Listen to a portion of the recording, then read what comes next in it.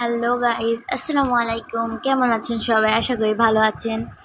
আমিও ভালো আছি। আজকের ভিডিওতে আমি দেখাবো কীভাবে বেডরক এডিশন মাইনক্রাফটকে জাভাতে কনভার্ট করা যায় এবং আপনি এটা পার্মানেন্টলি হবে না, এটা আপনি পরে আবার বেডরকেও করতে পারবেন। তো আজকের টিপসগুলো একদম ফলো করবেন। আর যারা এটা জানে না তাদের জন্য এই ভিডিওটা, অনেকে এটা জানে। অ্যান্ড পিছনে আমার সেট আপটা কেমন লাগেছে অবশ্যই জানাবেন।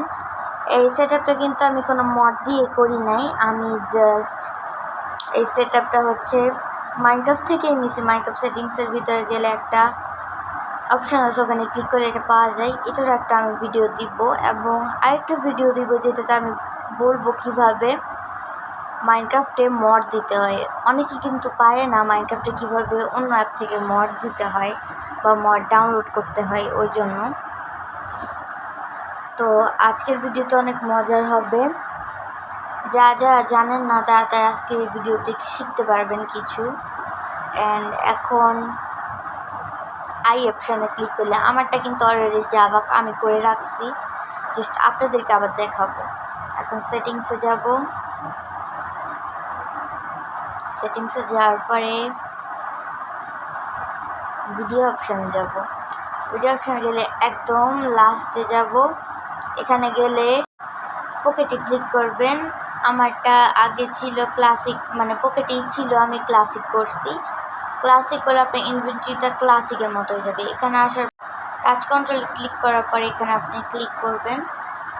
অ্যান্ড এখানে আপনি যে বাটনটাকে লাইট করতে চান ওখানে ক্লিক করবেন। এই বাটনটাকে আমি ফার্স্টে লাইট করবো, যেটা দিয়ে আমি আমার ক্যারেক্টার নড়াই।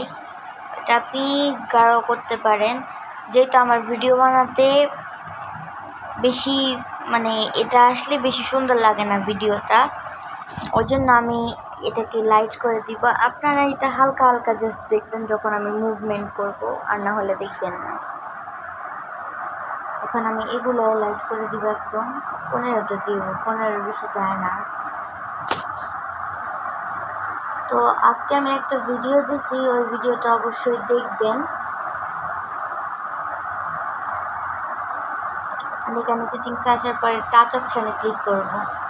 টাচ অপশানে একদম নিচে যাওয়ার পরে ক্যামেরা এক্সপ্রেশন বাটন, এখানে ক্লিক করার পরে এখানে কোনো কাজ নেই, এখানে কিছু ক্লিক করবেন আপনারা। আমি জাস্ট এমনিতে এখানে আসছি।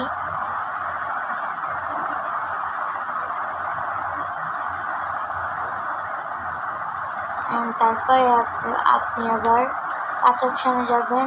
একদম লাস্টে গিয়ে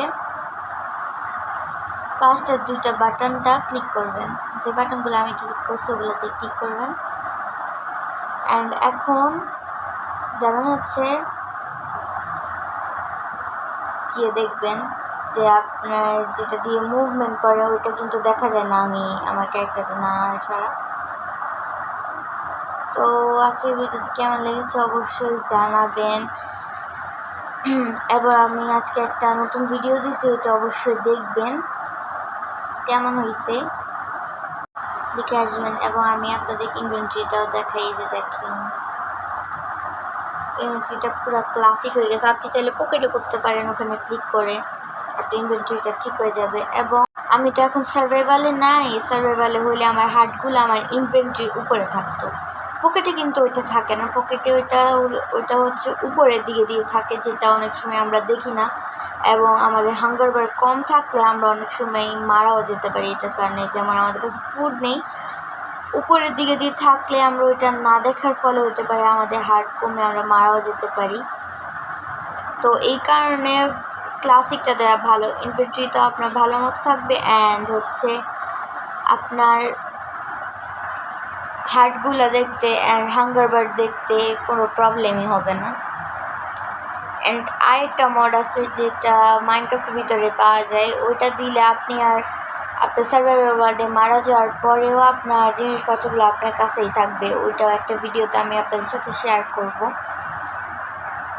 তো আজকের ভিডিওতে কেমন লেগেছে অবশ্যই বলবেন। সাবস্ক্রাইব না করে থাকলে অবশ্যই সাবস্ক্রাইব করবেন। এবং আপনাদেরকে আমি একটা কথা বলতে চাই, অনেকেই কী করেন সাবস্ক্রাইব করে আনসাবস্ক্রাইব করে দেন, কেন এরকম করেন আপনারা? আপনাদের কি ভালো লাগে না আমার ভিডিও?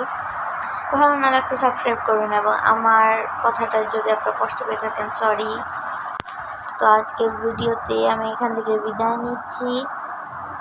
সবাই ভালো থাকবেন, সুস্থ থাকবেন, অ্যান্ড আমার ভিডিওগুলো আপনাদের থেকে কেমন লাগে আমাকে অবশ্যই বলবেন, এবং লাইক সাবস্ক্রাইব অবশ্যই করবেন, কমেন্ট করবেন, সবার কাছে এই ভিডিওটা শেয়ার করে দিবেন। এবং আজকের মতো আমি এখান থেকে বিদায় দিচ্ছি। আল্লাহ হাফেজ, আসসালামু আলাইকুম।